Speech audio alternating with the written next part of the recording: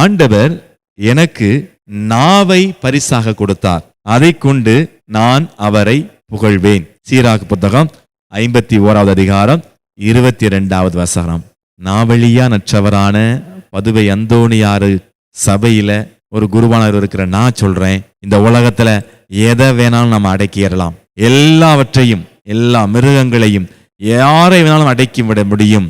ஆனால் நாவை அடக்குவது மிகவும் சிரமம் என்று சொல்வார்கள். அன்புக்குரியவர்களே, பவுலடியார் எபேசியருக்கு எழுதிய திருமுகத்துல 4வது அதிகாரத்துல 29வது வசனத்துல சொல்லுவாரு, கெட்ட வார்த்தை எதுவும் உங்கள் வாயிலிருந்து வரக்கூடாது அப்படின்னு சொல்லுவார். அதே போல அந்த எபேசியருக்கு எழுதிய திருமுகத்துல அதே 4வது அதிகாரத்துல 26வது வசனத்துல பவுலடியார் சொல்லுவார், பொய் எதுவும் உங்கள் வாயிலிருந்து, பொய் வார்த்தைகளை நீங்கள் சொல்லக்கூடாது அப்படின்னு சொல்லுவார். இந்த நேரத்துல இந்த ஜெபமாலை பக்தியை நீங்க அடிக்கடி சொல்றதுனால உண்மையை சொல்றேன், நீங்க பொய் பேசுவதிலிருந்தும், புரணி பேசுவதிலிருந்தும், கெட்ட வார்த்தை பேசுறதிலிருந்தும் விடுதலையாக முடியும். பிரான்சிஸ்கன் சபையில இருக்கிற ஃபாதர்ஸ்ங்க ஒரு ஜெபமாலையை அங்கில போடுவாங்க. இதை நான் அங்கில அணிந்து கொள்வேன். இது என்னடா வித்தியாசமா இருக்குன்னு ஒரு சில பேர் தான் கூர்ந்து கவனிப்பாங்க.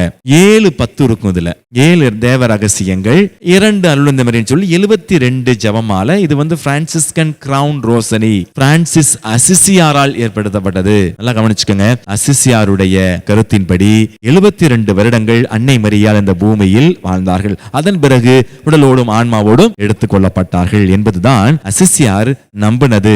எனவேதான் அசிசியாரே எங்களுக்கு கற்றுக் கொடுத்தது.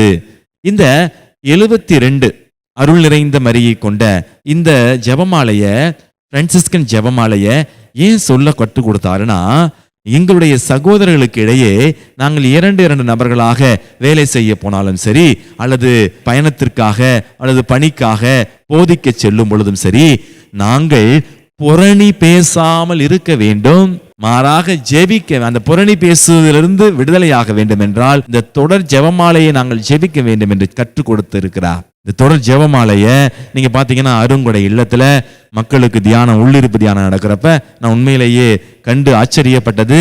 உணவு பரிமாறும் பொழுது உணவு பரிமாறுகின்றவர்கள் அந்த ஜெபமாலையை சொல்லிக் கொண்டே பரிமாறுவார்கள். எந்த பேச்சும் இருக்காது.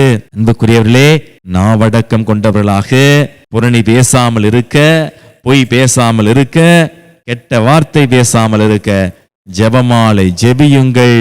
ஜெபமாலை ஜெபிக்க ஜெபிக்க உங்கள் நாவு பரிசுத்தமாகும். இயேசுவுக்கே புகழ், இயேசுவுக்கே நன்றி. மரியே வாழ்க.